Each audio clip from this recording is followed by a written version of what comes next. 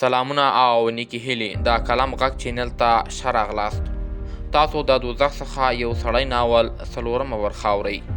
د دې ناول ژباړن خواجه ځای لیکوال او زه احساس یې تاسو ته وړاندې کوم. بالخاش له آس څخه ښکته شو. هماغه مهال د دروازې له درز څخه کمزورې رڼا راووتله او د یو کس غږ راښکاره شو چې له عمره لوی ښکارېدو. څوک یې؟ احمد وویل دروازه خلاصه کړه، اشنا یم. هغه سړي وویل نشم خلاصولی، شرابخانه بنده ده. احمد اکسو دا ځل په امر کوونکې لهجه وویل موږ د غیر خان سپاره یو، که دروازه خلاصه نه کړې په زوره به درننوځو.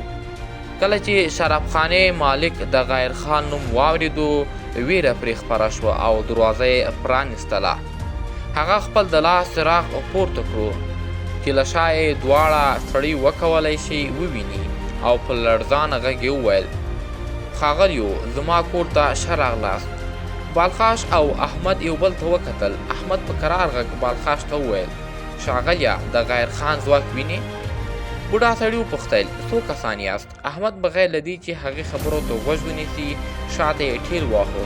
لاره یې بالخاش ته پرانیستله او ویې ویل دننه راځه ښاغلیه، دا ځای د استراحت لپاره مناسب ده، ښه شراب هم لري. بالخاش ګام د شرابخانې دننه کېښود. بوډا ته یې وکتل او ویې ویل آسونه له موږ څخه زیات استراحت ته اړتیا لري. احمد اکسو وویل ښاغلیه زه دلته پاتې کېږم تر څو چې دا بوډا تاسو ته یوه خونه درکړي، بیا به موږ دواړه آسونه تویلې ته بوځو. بالخاش دننه شو او زوړ سړي ته یې وویل ډېر وخت نه لرو، بیړه وکړه، موږ دلته لږ موده پاتې کېږو. د شرابخانې مالک چې نوم یې سایان و مخ ته ولاړ او بالخاش یې دوهم پورته بوت. کله چې د یوې خونې مخې ته ورسېدل ویې ویل اجازه راکړه چې خونه لږ سنبال کړم. بیا دننه لاړ، لږ وروسته بیرته راووت او ویې ویل دا زما د لور خونه ده، پرته له دې بله مناسبه خونه چې ستاسو مناسب وي نه لرم. هغه اوس راوتونکې ده. بالخاش خواشینی شو او ویې ویل مهرباني وکړئ خپلې لور ته ووایئ چې له خونې دې نه راوځي، موږ کولی شو دننه په شرابخانه کې استراحت وکړو.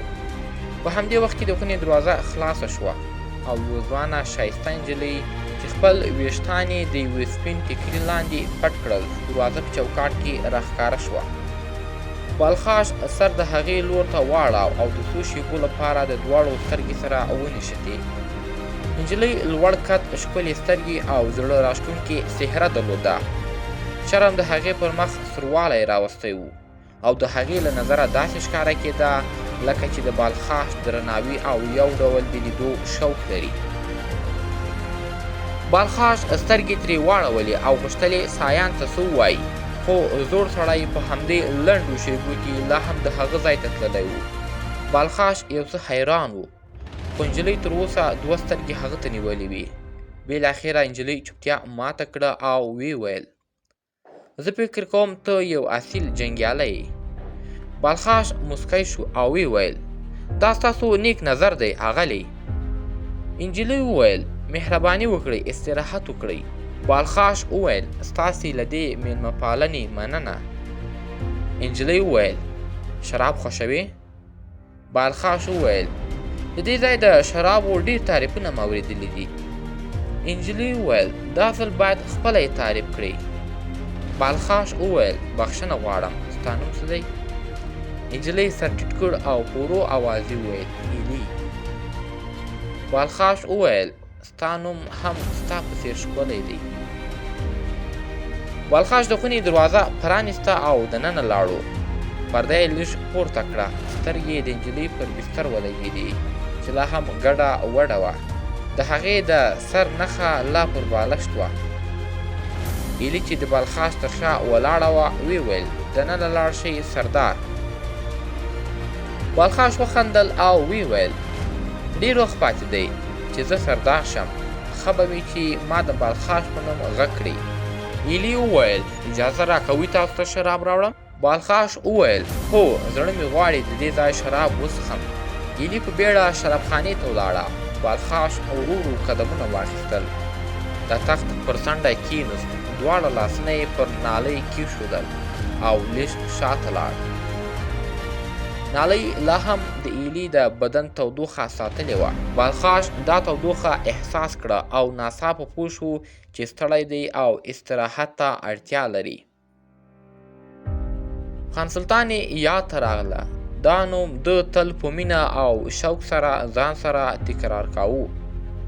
د هغې د ژړا ډکې سترګې د خدای پامانۍ په وخت کې د ده و ذهن ته راغله او زړه یې اور واخیست. ده د خان سلطان په خپل ذهن کې راژوندۍ کړه او په زړه کې یې یوه هیله پیدا شوه چې کاش په هماغه شیبه کې خان سلطان هلته په هغه توده بستره کې ویده وای او هغه په توده جذباتي او مینهناک انداز هغې ته ناز ورکړی وای او ښکل کړی یې وای.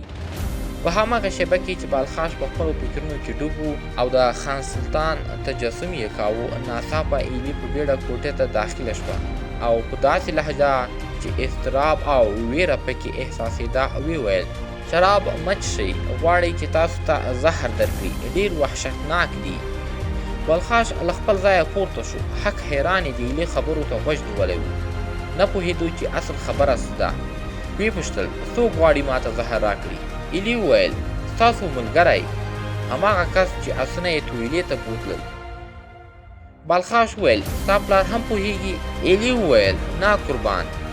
بالخاش بیا پوښتنه وکړه: نو ته له کومه پوه شوې چې زما دوست غواړي ما ته زهر راکړي؟